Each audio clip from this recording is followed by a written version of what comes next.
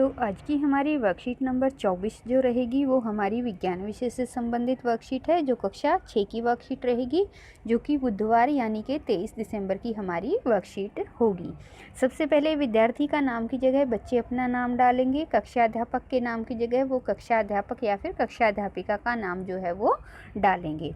इससे पहले जो हमें विज्ञान की वर्कशीट मिली थी उसमें हमें सजीव और निर्जीव चीज़ों के बारे में हमने जाना था, उनके निवास स्थान के बारे में आज हम जानेंगे आज की वर्कशीट में कि सजीव को रहने के लिए कैसी जगह की आवश्यकता होती है।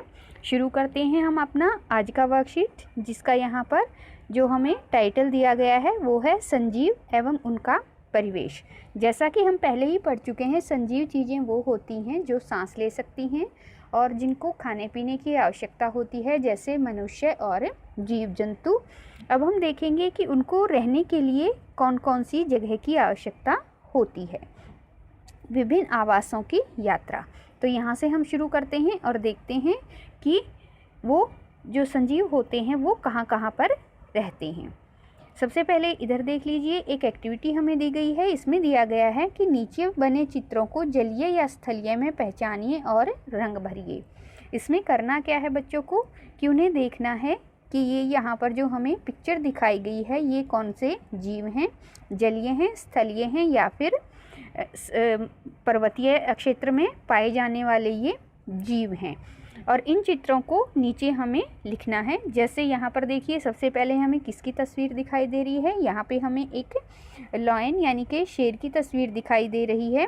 और हमें पता है कि शेर कहाँ पर रहता है, वो स्थल पर रहता है। तो वो कौन सा जीव है, वो स्थलीय जीव है। और स्थलीय जीव यहाँ पर हम लिख देंगे और इसके साथ साथ जो है इस तस्वीर को हम रंग भी भरेंगे। उसके बाद जो है हम देखते हैं अपना अगला चित्र। और अगला चित्र जो है हमने देखा कि यहाँ पर हमें कमल का फूल जो है वो दिखाई दे रहा है। और कमल का फूल कहाँ रहता है, वो जल में रहता है। तो ये हमारा जलीय पौधा जो है वो रहेगा। और इसमें भी जो है आप अपनी पसंद के अनुसार रंग जो है वो भरेंगे।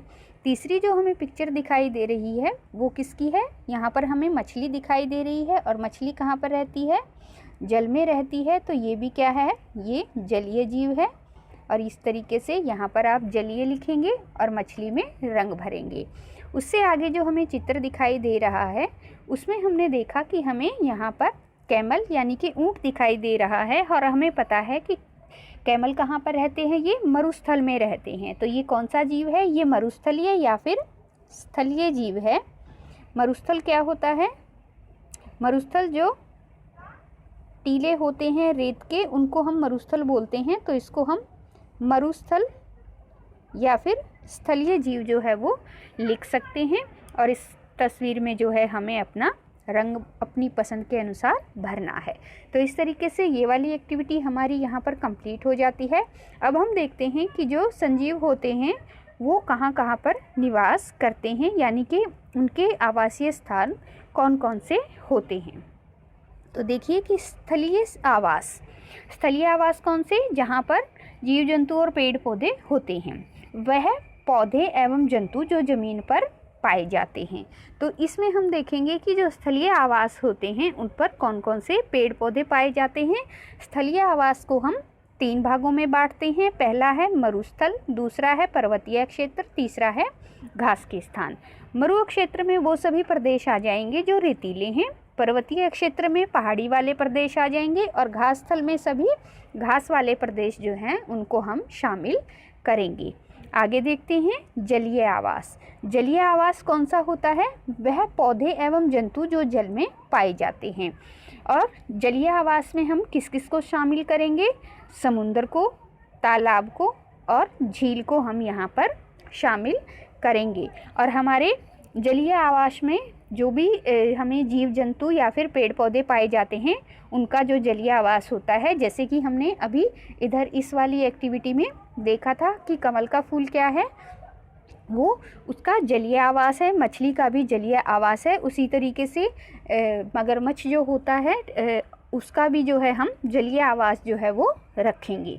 अब हम चलते हैं आगे की तरफ और देखते हैं कि आगे हमें क्या जानकारी दी गई है। तो यहाँ पर हमें बताया है कि स्थलीय पौधों की अनुकूलन विशेषताएं, कि जो स्थल पर पाए जाने वाले पौधे होते हैं उनकी क्या क्या विशेषताएं होती हैं। पहली विशेषता यहाँ पर बताई गई है कि अच्छी तरह से विकसित जड़, कि जो पौधे स्थल पर उगते हैं उनकी जड़ जो है वो अच्छे से विकसित होती है। दूसरी विशेषता है कि पत्तियाँ बहुत छोटी होती हैं और कांटों का रूप ले लेती हैं। तीसरी विशेषता क्या है, तना हरा और मांसल होता है। और चौथी विशेषता क्या है, तना एक मोटी परत से ढका होता है जिससे पौधों को जल संरक्षण में सहायता मिलती है, जैसे कैक्टस। तो कैक्टस हमारा कौन सा जीव है, ये हमारा मरुस्थलीय पौधा जो है वो रहेगा, क्योंकि ये मरुस्थल में पाया जाता है। और इसकी विशेषता क्या है कि इसका तना जो है वो मोटी परत से ढका होता है और उसमें वो अपने पानी को सहेज कर रखता है ताकि काफ़ी लंबे समय तक जो है वो उस पानी को इस्तेमाल कर सके और वहाँ पर अपना जीवन जो है उसको चला सके। आगे हम देखते हैं जलीय पौधों की अनुकूलन विशेषताएं, कि जो जल में पौधे पाए जाते हैं उनकी क्या क्या विशेषताएं होती हैं।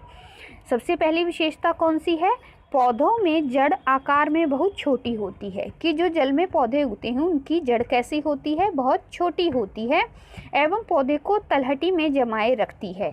और यही जड़ है जो पौधे को सहायता करती है जिससे कि वो पानी की तलहटी में जमा रहता है।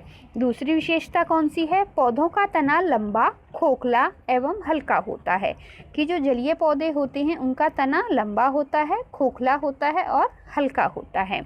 तीसरी विशेषता यहाँ पर हमें बताई गई है कि पत्तियाँ एवं फूल जल की सतह पर तैरते हैं, क्योंकि हमें पता है जिसने भी कमल का फूल देखा है उन्होंने देखा होगा कि फूल और पत्तियाँ जो हैं वो पानी के ऊपर तैरती हुई रहती हैं। तो यही एक विशेषता होती है जलीय पौधों की, कि उसकी पत्तियाँ और फूल जो हैं वो पानी की सतह के ऊपर तैरते हैं। जो चौथी विशेषता हमें बताई गई है उसमें बताया गया है कि पत्तियाँ मोटी परत से ढकी होती हैं जिनमें जल से हानि न हो सके, जैसे कि कमल। कि जलीय पौधे होते हैं उनकी भी परत जो होती है पत्तियों की मोटी होती है, जिससे क्या हो कि वो ज़्यादा पानी का अवशोषण ना करें और खुद को वो ज़्यादा जल सोखने से बचा सकें, जैसे कि कमल के पत्तियां जो है वो होती हैं।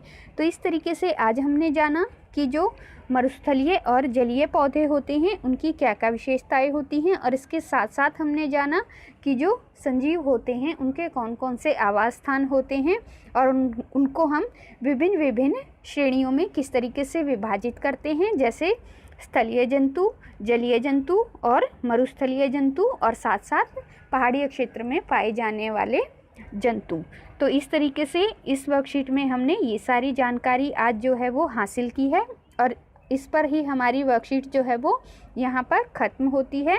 आगे हमें दिया गया है कोविड के संदर्भ में उचित व्यवहार संबंधी संदेश, और इसके अनुसार कोविड-19 के विरुद्ध लड़ाई में सुरक्षित रहने के लिए हमें मास्क का इस्तेमाल करना चाहिए। और आगे आने वाले इसी तरीके के अन्य वीडियो के लिए आप इस चैनल को सब्सक्राइब कर लीजिए ताकि समय से आपको नोटिफिकेशन मिल पाए और आप समय से अपना होमवर्क जो है वो कंप्लीट कर पाएँ।